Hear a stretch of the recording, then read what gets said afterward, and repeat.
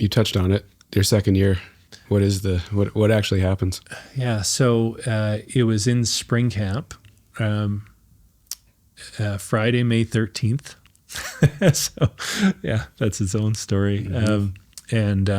Just eye opener drill, just, so it was in a practice, and so they threw the slot backs in with the running backs, and so there was a offensive lineman, defensive lineman, so blocker, and then another big guy that's trying to get you, and then either a DB or a defensive back behind, and so you get the ball, you read the block, and then try and get by the second tackler, and it was just like, as you know, like when you kind of take some contact and it's physical, it just, the adrenaline is just, it can be overwhelming. So the second time I went in the drill, I kind of looked behind, and there was a linebacker, Ian Crosby, he's a firefighter actually here in town, but an awesome guy, but outweighed me by probably 25, 30 pounds. But in that state, I was like, I'm just, trying to run him over. so I proceeded to drop my head against this walking fire hydrant, and it just hit just right, helmet to helmet, and just C6, 7 fracture dislocation, just almost obliterated my C6. So I actually was really lucky not to have been paralyzed or killed. But that was the end of that.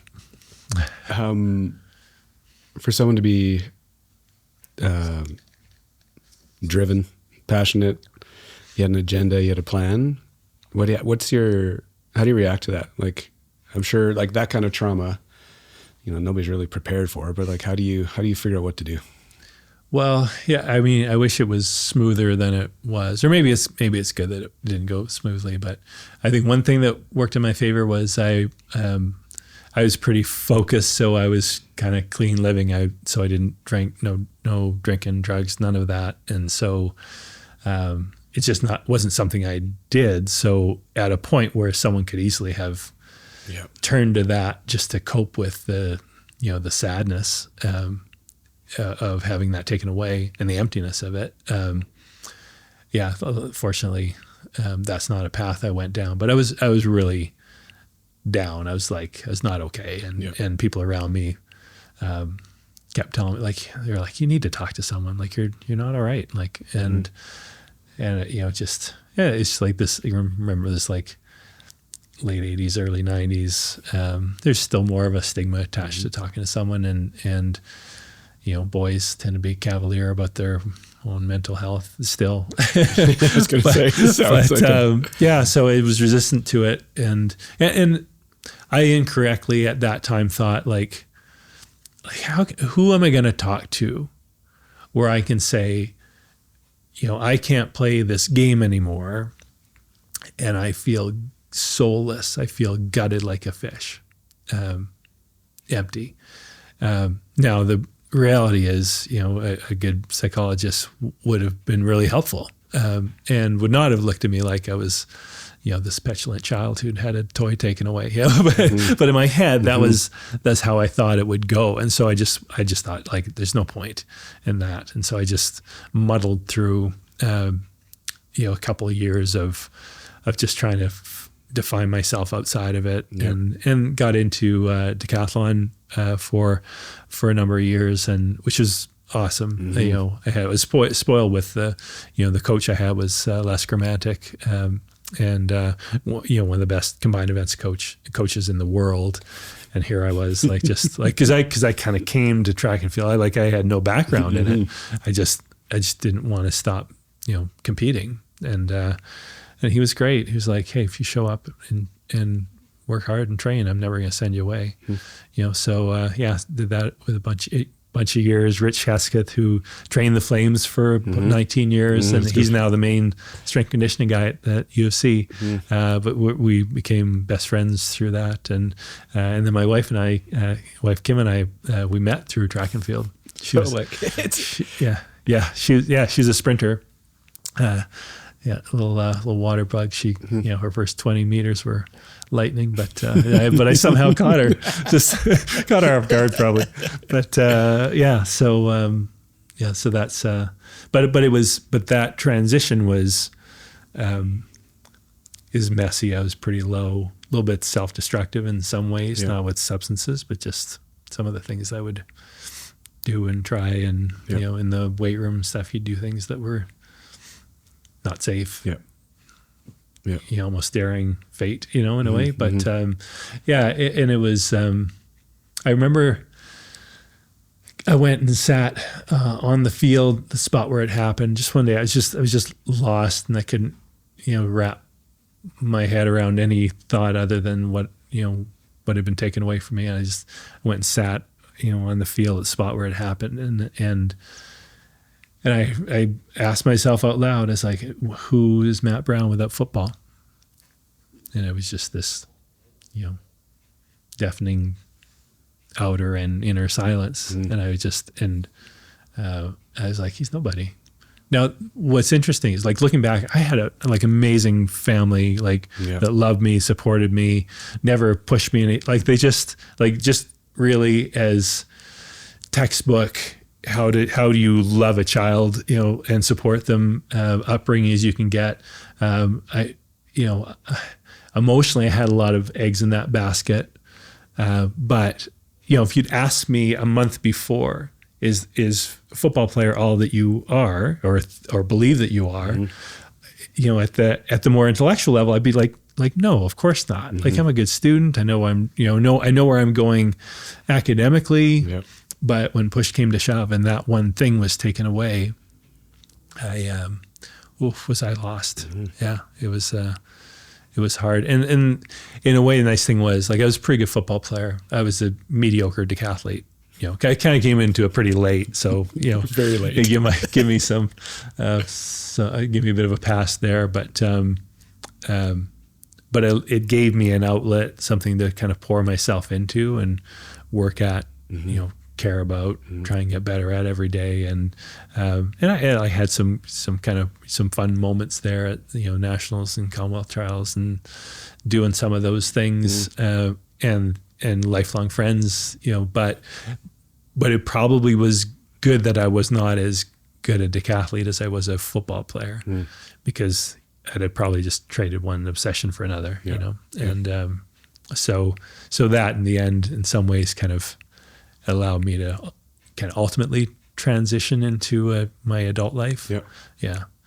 You said something earlier that caught my attention. The idea of, when people are suggesting you talk to somebody, but you had the scenario played out in your head already. What now, being who you are and what you do right now, what would have actually been said to you back then, do you think? Well, I think the thing that they would have done that I wouldn't have realized would be as helpful as it would they would have just let me talk and express those things and say, put it into words, just how empty I felt, how sad I was, how disconnected I felt, because, you kind of lose your friend group then as well, and I remember talking to Bob about that, because I felt like they started to ignore me, which I didn't blame them for, because I was like, you don't want this friend around that's just a reminder that any one of us in any given moment can have it all taken away. But then it was kind of years after the fact, and we were talking about it, and he just looked me right in the eyes. He said, Matty, was it us pushing away from you? I was like, oh. As only a best friend could, right? Because I was like, no, that's, you realize the story you told yourself was only half true, if that. Because then it dawned, I was like, yeah, of course I pushed away, and I had a hard time being around it, and I was just really deeply envious of watching guys have moments that were supposed to be mine, and so it was lonely as well. But yeah, just talking to someone who would listen and normalize and reflect back to me, the analogy I use with a lot of athletes is like when you care deeply about something and something goes wrong, your emotional bucket will fill fast, which is okay if you dump it in some way. If those emotions are allowed to pass through you, they can actually fulfill a purpose because they're like really powerful and important, reflective emotions. Then it can be really healthy.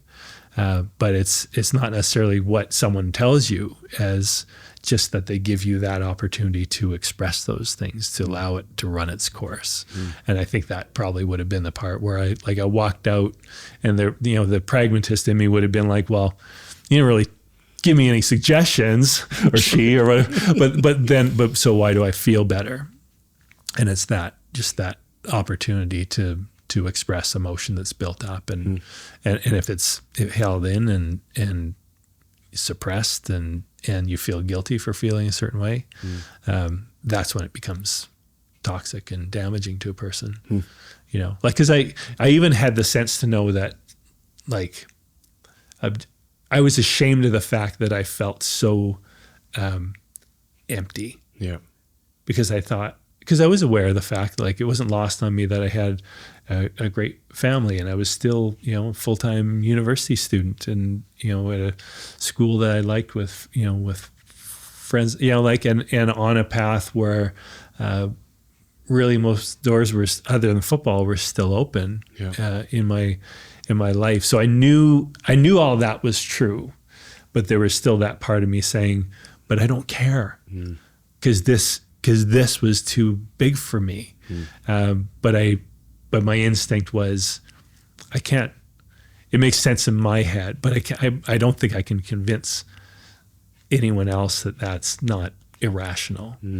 So I kind of fought the idea, but then that turned into, well, maybe there should be professionals who really understand the inner world of the athlete. Yep.